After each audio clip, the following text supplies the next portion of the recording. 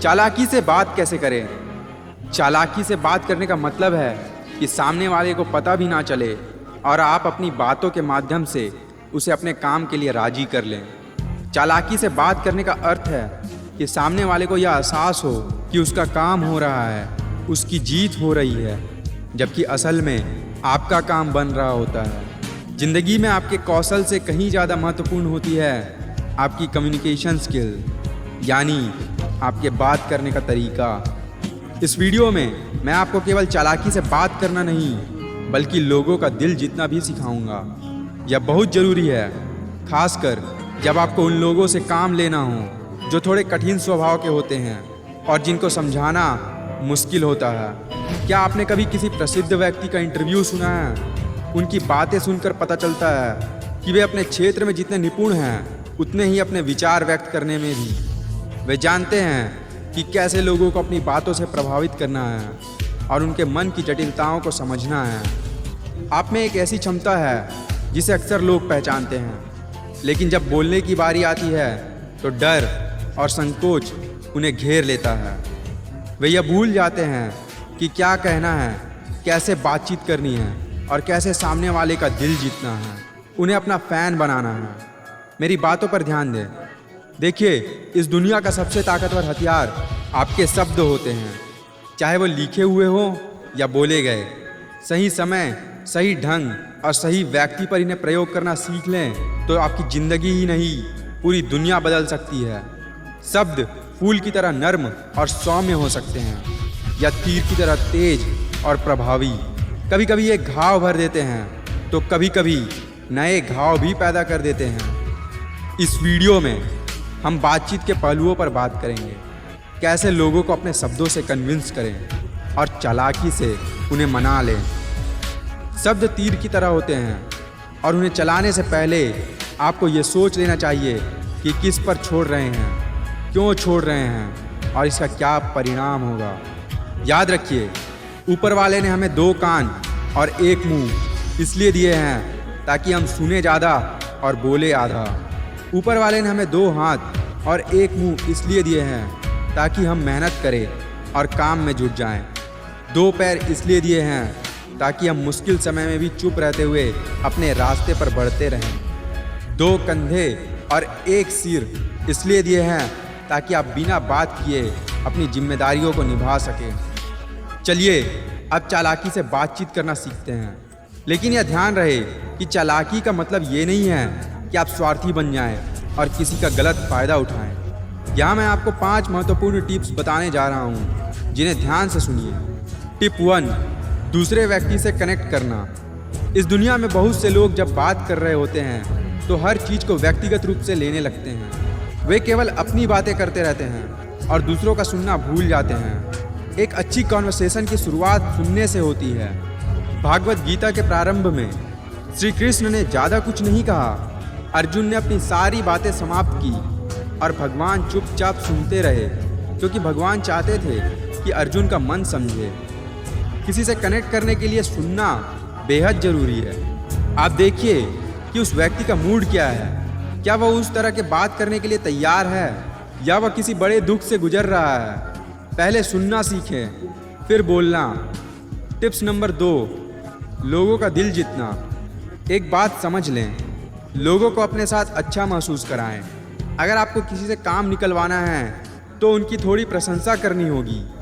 इससे आपका कुछ नहीं बिगड़ेगा, क्योंकि तारीफ़ कौन नहीं पसंद करता। लेकिन ध्यान रखें, जब आप तारीफ़ कर रहे हों तो ऐसा ना लगे कि आप उनका मजाक बना रहे हो या कोई बड़ी चाल चल रहे हो। अगर ऐसा हुआ तो आपका काम और मुश्किल में पड़ जाएगा। मान लीजिए उस व्यक्ति ने नीले रंग की जैकेट पहनी हुई है और आप कहते हैं, वाह क्या बेहतरीन जैकेट है। हो सकता है कि वह उस समय का दबाव महसूस ना करे, लेकिन जब आप कहते हैं, आज तो बहुत जमे हुए लग रहे हो, क्या बात है, तो वह ज़्यादा प्रभावित होगा। पहले आपने जैकेट का जिक्र किया, लेकिन दूसरे वाक्य में आप उसके व्यक्तित्व की तारीफ़ कर रहे हैं। इससे वह खुद को और बेहतर महसूस करेगा। पहले उनके दिल को जीतिए, फिर अपना काम निकालिए। उन्हें पहले वो दीजिए जो उन्हें चाहिए, फिर वो आपको स्वाभाविक रूप से वो देंगे जो आपको चाहिए। इससे ज़्यादा प्रभावशाली तरीका किसी को कन्विंस करने का नहीं हो सकता। टिप्स नंबर 3, इंटेलिजेंट बने। कम शब्दों में ज़्यादा विचार व्यक्त करना सीखें। इंटेलिजेंस का मतलब होता है चीज़ों को सरल बनाना। अगर आप अपने विचारों को कम से कम शब्दों में सामने वाले तक नहीं पहुंचा पा रहे हैं तो इसका मतलब है कि आपकी बुद्धिमत्ता कम है। आपने देखा होगा जब कुछ लोग कुछ कहने जाते हैं तो वे उधर उधर की बातें घुमाते हैं और संवाद को और भी जटिल बना देते हैं। ऐसे लोग किसी का ध्यान नहीं आकर्षित करते। आपको ये समझना जरूरी है कि आपको कम शब्दों में वह बात बतानी चाहिए जो आपको पता है। यही असली बुद्धिमानी है। आजकल हर कोई अपने काम और जीवन में व्यस्त है। आप अपने समय को क्यों बर्बाद करें जब आप एक महत्वपूर्ण बात 1 मिनट में कह सकते हैं। जितना ज़्यादा आप बोलेंगे उतनी ही आपकी शब्दों की कीमत घटेगी। जैसे किसी तरल पदार्थ में जितना अधिक पानी मिलाया जाए उसकी ताकत कम हो जाती है।